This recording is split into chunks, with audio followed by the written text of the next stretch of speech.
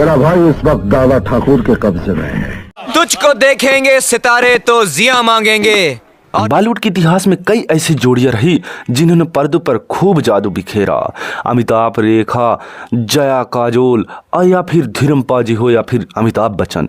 लेकिन क्या आपने कभी सोचा है कि भारतीय सिनेमा के दो सबसे बड़े नाम, एक जिन्हें मिस्टर परफेक्शनिस्ट कहा जाता है और दूसरे जो गरीबों के मसीहा और डिस्को डांसर बनकर उभरे, आज तक एक भी फिल्मों में साथ में काम क्यों नहीं किए? और प्यासे तेरी जुल्फों से घटा मांगेंगे। जी हाँ, हम बात कर रहे हैं आमिर खान और मिथुन चक्रवर्ती की। 40 सालों का करियर, सैकड़ों फिल्में, लेकिन एक भी फ्रेम साथ नहीं। आखिर इसके पीछे की वजह क्या है? क्या यह महज इत्तेफाक है या कोई अनकहा मनमुटाव? इस दूरी का सबसे बड़ा कारण है उनकी काम करने की शैली। 80 और 90 के दशक में मिथुन चक्रवर्ती एक फिल्म फैक्ट्री की तरह काम करते थे। तो मैं ज्वालामुखी बनकर पहाड़ों का सीना चीरकर अपना रास्ता बना दूंगा। अपने कंधे से दुपट्टा न सरकने देना। वो एक साल में तकरीबन 10 से 15 फिल्में साइन करते थे। उनके लिए मात्रा मायने रखती थी ताकि उनके ऊंटी वाले होटल्स और परिवार का साम्राज्य चलता रहे। दूसरी तरफ आमिर खान है।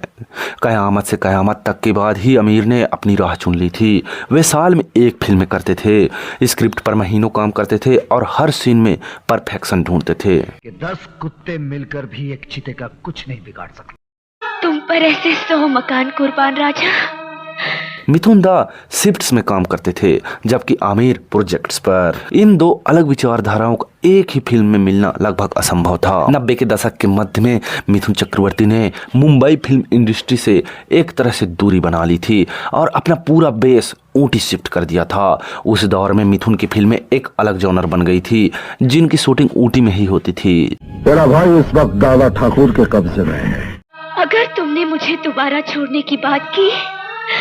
बड़े बजट की फिल्में और ए लिस्ट डायरेक्टर्स जिनके साथ आमिर काम करना पसंद करते थे वह मिथुन के इस ऊंटी मॉडल में फिट नहीं बैठते थे।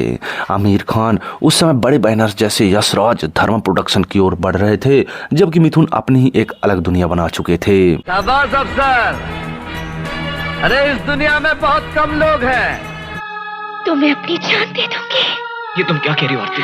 हालांकि उन्होंने साथ काम नहीं किया, लेकिन एक दिलचस्प किस्सा अक्सर सुनाया जाता है कि फिल्म तड़ी पार की शूटिंग के दौरान पूजा भट्ट, जो कि आमिर खान के साथ दिल है कि मानता नहीं कर चुकी थी, हर सीन में आमिर की तरह बारीकियां ढूंढ रही थी। कहा जाता है कि तब मिथुन दा ने मजाकिया अंदाज में कहा था, अपने अंदर से आमिर खान का भूत निकालो और साड़ दो।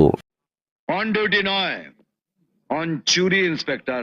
किसी को बताया तो नहीं ना तुम एलियन हो? बताता तो लेबोरेटरी में।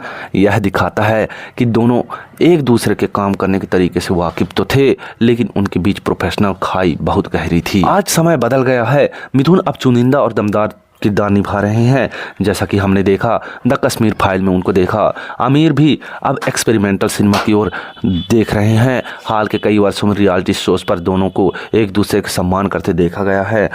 अब अगर आप मेरे रास्ते में पहाड़ भी लाकर खड़ा कर देंगे ना, बताता तो लेबोरेटरी में डाल देता हमका, काट कूट के देखता सब के हमारे अंदर कहाँ है।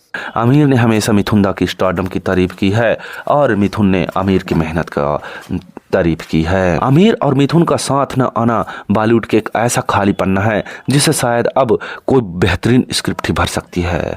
क्या हम इन दो महाशक्तियों को कभी एक स्क्रीन पर देखेंगे? शायद किसी वेब सीरीज या किसी खास प्रोजेक्ट में, लेकिन तब तक हमारे पास उनकी अपनी अपनी शानदार विरासत है। मैं ज्वालामुखी बनकर पहाड़ों का सीना चीरकर अपना रास्ता बना दूंगा। क्या करूं प्रिया, जहाज बड़ी तेजी से चल रहा है। आपको क्या लगता है, आमिर और मिथुन की जोड़ी शोले जैसा धमाका कर सकती थी? कमेंट में हमें जरूर बताएं दोस्तों, और चैनल को सब्सक्राइब करें।